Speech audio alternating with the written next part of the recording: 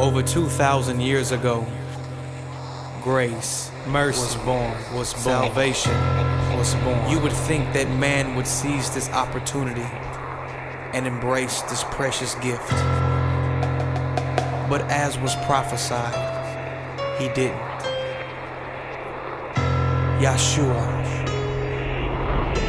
giving his life to us so that we may give our lives to him. Truth.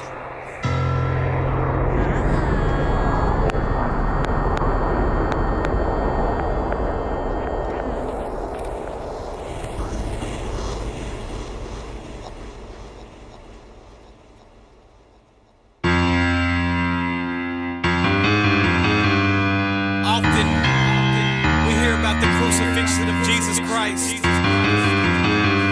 but I don't think we really embrace what it is that he went through. Because if we did, we wouldn't practice that same sin. There's no hook for this, just bars of truth. In the beginning was the Word, and the Word was with God. Through them and the Holy Spirit transcended I. God in reflection, flesh in perfection. But leave it up to man to come from under God's protection, causing us to enter earth with a cursed soul. But I thank God for God, because God loved us so, sending his son in the form of a man to snatch the keys from Satan and reverse the evil plan. We often take the life of Christ and what he did for granted. If someone gave you diamonds, would you leave them unattended? If you received a precious gift, would you abandon it? Christ gave his life, tell me, how do you handle it? Chained to the hands, no respect as a man.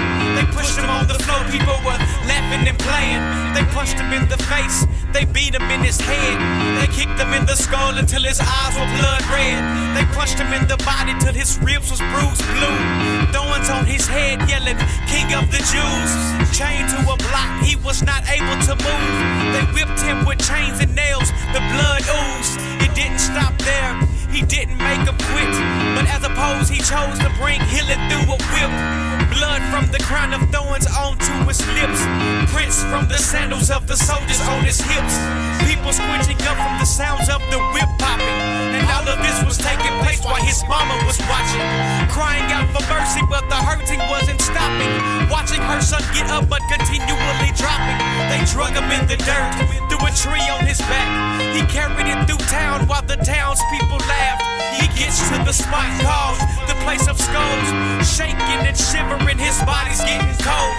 Closing his eyes, not much longer to go, knowing that moment is coming to give up the ghost.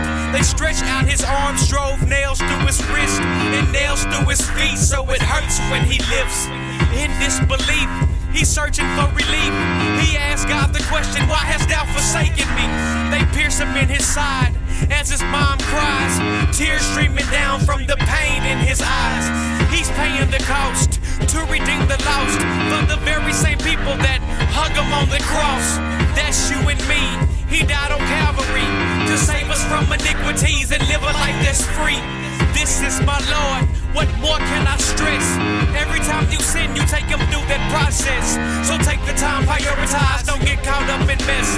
This word is our cheat sheet, this life is the test. This is the cause of change.